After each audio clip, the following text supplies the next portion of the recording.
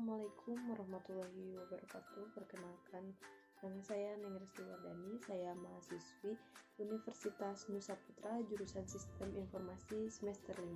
Membedah sebuah jurnal yang berjudul yakni Algoritma K-Means dalam penentuan tingkat kepuasan siswa terhadap pembelajaran online di masa pandemi COVID-19. Yang mana jurnal ini dilakukan pada Seminar Nasional Informatika. Jurnal ini dibuat pada tahun 2020 yang disusun atau ditulis oleh Muhammad Syukron Nawawi dan Pak Dudi Gustian pada tanggal 15 bulan. Nah, untuk yang pertama yaitu abstrak. Penelitian ini menggunakan metode K-Means untuk proses clustering agar mendapatkan hasil pengklasifikasian tingkat kepuasan siswa dengan pengolahan data dari hasil kuesioner yang diberikan kepada siswa.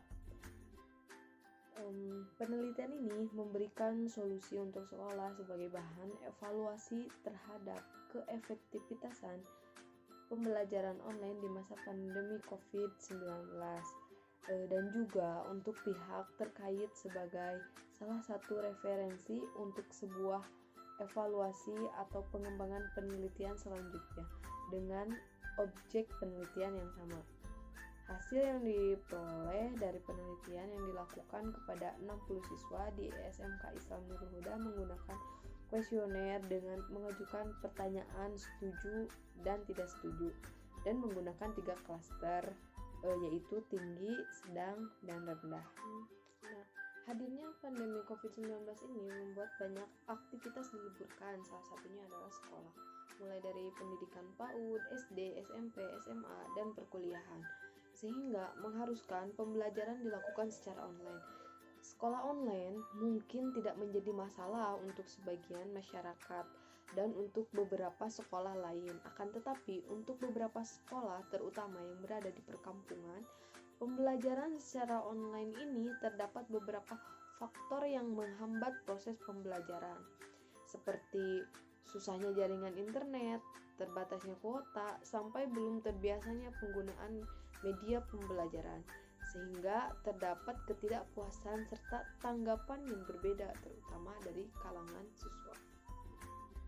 Nah, berikut adalah merupakan sebuah grafik total kasus COVID-19 pada tanggal 7 Oktober 2020. Dampak dari COVID-19 di Indonesia ini telah menjamu ke berbagai sektor, mulai ekonomi, sosial, dan bahkan pendidikan. Yang menjadi salah satu sasaran dari penelitian ini yaitu dari sektor pendidikan.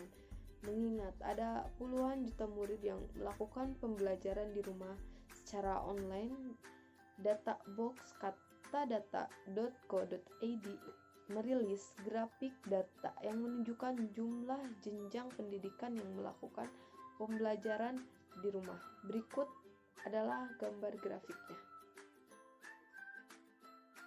Berikut merupakan jumlah peserta didik yang belajar di rumah. Dari grafik ini dapat kita lihat bahwa untuk SD memiliki tingkat grafik yang sangat tinggi daripada yang lainnya, yakni mencapai 30 juta. Untuk metode penelitian itu sendiri, metode yang pertama yaitu metode tinjauan pustaka. Pada penelitian ini, metode tinjauan pustaka yang digunakan adalah menggunakan systematic literature review dengan menggunakan alur proses penentuan population investigation, compression, custom, dan cortex beserta research question mengikuti style. Nah, untuk yang kedua yaitu algoritma K-Means. Algoritma K-Means merupakan salah satu metode cluster analisis non-hierarki yang berguna untuk mempartisi objek yang ada ke dalam satu atau lebih cluster atau kelompok objek berdasarkan karakteristiknya. Yang ketiga yaitu tahapan penelitian yang terdiri dari objek penelitian.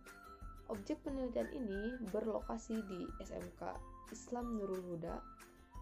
Identifikasi masalah. Permasalahan penelitian ini adalah adanya kendala-kendala dan ketidakpuasan dalam pembelajaran online. Pengumpulan data pada penelitian ini dilakukan dengan kuesioner, observasi, dan studi literatur pada bulan Juli 2020. Variabel pada penelitian ini adalah pernyataan setuju dan tidak setuju pada pertanyaan dalam kuesioner.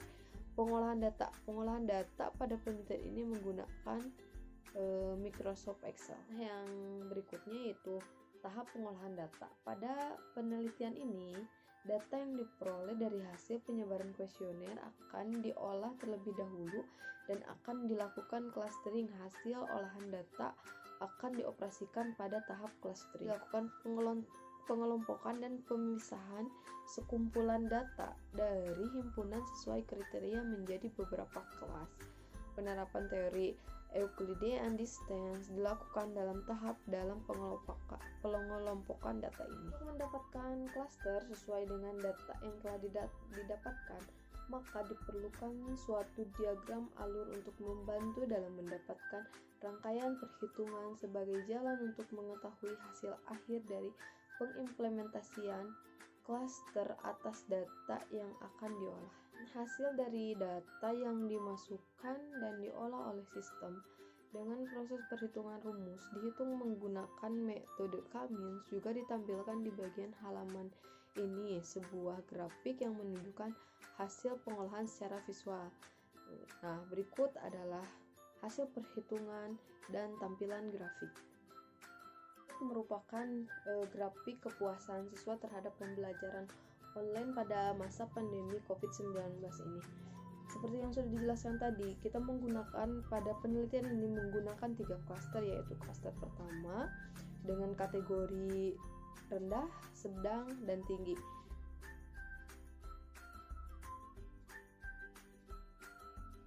Yang mana untuk grafik yang berwarna orange itu setuju dan untuk grafik yang berwarna biru itu tidak setuju.